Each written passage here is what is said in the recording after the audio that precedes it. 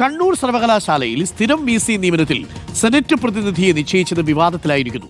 കേരള സർവകലാശാല PVC doctor PV അജയകുമാറിനെയാണ് senate പ്രതിനിധിയാക്കിയത്.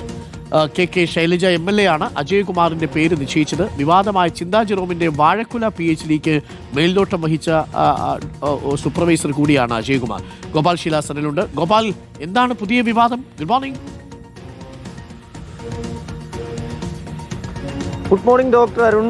നമുക്കറിയാവുന്നതാണ്, സംസ്ഥാനത്തെ വിവിധ സർവകലാശാലകളിലെ സ്ഥിരം VC നിയമനവുമായി ബന്ധപ്പെട്ട നടപടിക്രമങ്ങൾ സംസ്ഥാന സർക്കാർ വേഗത്തിൽ മുന്നോട്ട് കൊണ്ടുപോവുകയാണ്. അതിൻ്റെ ഭാഗമായിട്ട് ഇന്നലെ കണ്ണൂർ സർവകലാശാലയിൽ സെനറ്റ് യോഗം ചേരുകയും സെനറ്റ് യോഗത്തിൽ സർവകലാശാല പ്രതിനിധി അഥവാ സെനറ്റ് പ്രതിനിധിയെ നിശ്ചയിച്ച് തീരുമാനമെടുക്കുകയും ചെയ്തിരുന്നു.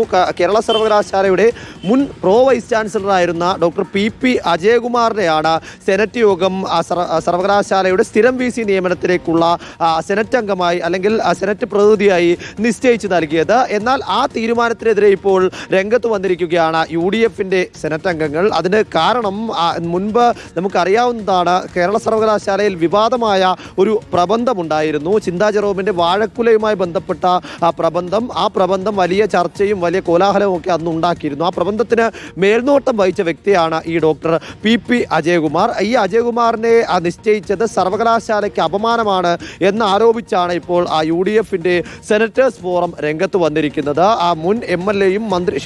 മുൻ മന്ത്രിയും MLAയുമായിട്ടുള്ള KK ശൈലജയാണ് അജയകുമാറിന്റെ പേര് നിർദ്ദേശിച്ചത്. മറുവശത്ത് UDF അംഗങ്ങൾ കേരള സർവകലാശാലയിൽ തന്നെ മുൻ ബയോ ഇൻഫോർമാറ്റിക്സ് വിഭാഗം പ്രൊഫസറായിരുന്ന ഡോക്ടർ അച്യുത് ശങ്കറിന്റെ പേരും നിർദ്ദേശിച്ചു. ശേഷം ഇരു കൂട്ടരും വോട്ടിനിട്ടതിനു ശേഷം കൂടുതൽ വോട്ട് കിട്ടിയതിന്റെ അടിസ്ഥാനത്തിൽ തന്നെയാണ് PP അജയകുമാറിന്റെ പേര് ഇപ്പോൾ സെനറ്റ് പ്രതിനിധിയായി നിശ്ചയിച്ചിട്ടുള്ളത്. അപ്പോഴും ഈ വാഴക്കുലയുടെ പേരിൽ UDF സെനറ്റേഴ്സ് ഫോറം ഇത്തരത്തിൽ ആരോപണം ഉന്നയിക്കുകയാണ്. ഓക്കെ, യഥാർത്ഥത്തിൽ ഈ PP അജയകുമാറും അച്യുശങ്കർ സാറും നമ്മുടെ സുഹൃത്തുക്കൾ തന്നെയാണ്. നമ്മുടെ മുതിർന്ന അധ്യാപകരായിരുന്നു കേരള സർവകലാശാലയിൽ. രണ്ടുപേരും യോഗ്യരാണ്, അക്കാര്യത്തിൽ ഒരു സംശയവുമില്ല.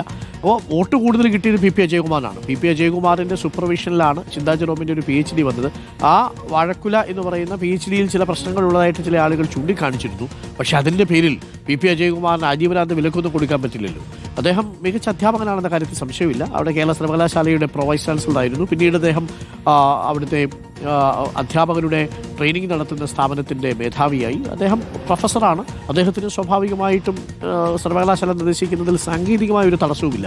അച്യുശങ്കർ സാറും വളരെ മിടുക്കനായ, വളരെ ധിഷണാശാലിയായ, വളരെ ഭാവനയുള്ള ഒരു അധ്യാപകനാണ്. രണ്ടുപേരും നമ്മളുടെ അടുത്ത സുഹൃത്തുക്കൾ കൂടിയാണ്, ഒരു മെൻറ്റേഴ്സുമാണ് ഒരർത്ഥത്തിൽ. അതുകൊണ്ട് രണ്ടുപേരും യോഗ്യരാണ്. യഥാർത്ഥത്തിൽ ഞാൻ പറയുന്നത് രണ്ടുപേരെയും സെനറ്റ് പറ്റുമെങ്കിൽ ഈ VC നിർണയ പാനലിലേക്ക് അയക്കണം എന്നുള്ളതാണ്. പക്ഷേ അതിന് കഴിയാത്തത് കൊണ്ടായിരിക്കാം PP അജയകുമാറിൻ്റെ പേര് അയച്ചിരിക്കുന്നത്.